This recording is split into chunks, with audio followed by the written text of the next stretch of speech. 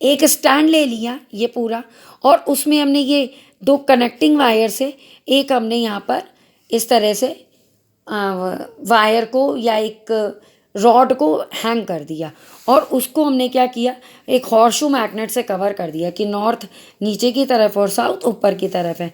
अब ये देखो जो दो कनेक्टिंग वायर थे, एक कनेक्टिंग वायर तो यही है, दूसरे कनेक्टिंग वायर को हमने जैसे रॉड को बांध रखा था उसको एक बैटरी से और स्विच से कनेक्ट कर दिया। सिंपल सी एक्टिविटी है। जैसे ही हमने कराया तो ये क्या होता है, जो ये रॉड है ये इस मैग्नेट की तरफ, जैसे हमने स्विच ऑन किया तो ये किसकी तरह बिहेव करेगी, मैग्नेट की तरह, और ये ऑलरेडी क्या है, एक मैग्नेट, तो ये दोनों एक दूसरे की तरफ अट्रैक्ट होना शुरू हो जाएंगे। तो इसका मतलब कि इस पे एक फोर्स लगा जो उसको उसकी तरफ अट्रैक्ट करना शुरू कर देगा। तो ये हमारी एक एक्टिविटी है जिससे ये प्रूव हो जाता है कि कोई भी चीज़ जो दूसरे की तरफ अट्रैक्ट होती है वो ऐसे ही अट्रैक्ट नहीं होती, उस पर एक अनदेखा सा फोर्स लगता है। इसके अलावा ये है एक एक्टिविटी, जो मैंने एक्टिविटी आपको समझाई है वो रिटर्न में यहाँ पर पूरी लिखी हुई है, आप इसको रीड आउट करिएगा और नोट कर लीजिएगा। तो जो फोर्स लगता है वो किन चीज़ों पर डिपेंड करता है।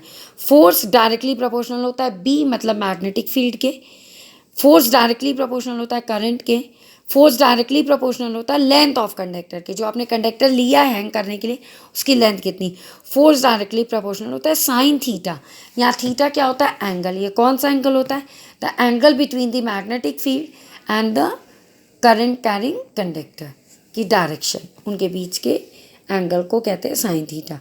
तो ये जो फोर्स है वो इन चीज़ों पर डिपेंड करता है, BIL साइन थीटा।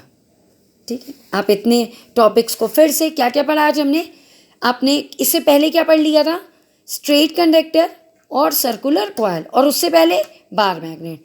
अब आज क्या पढ़ा, सोलोनॉइड, इलेक्ट्रोमैग्नेट, और एक एक्टिविटी जिससे ये प्रूव हुआ कि कोई भी चीज़ दूसरी चीज़ की तरफ, किसी भी चीज़ को, मैग्नेटिक सब्सटेंस को जब किसी मैग्नेटिक फील्ड में रखा जाता है तो वो ऐसे ही अट्रैक्ट नहीं होती, उस पर एक फोर्स अप्लाई होता है।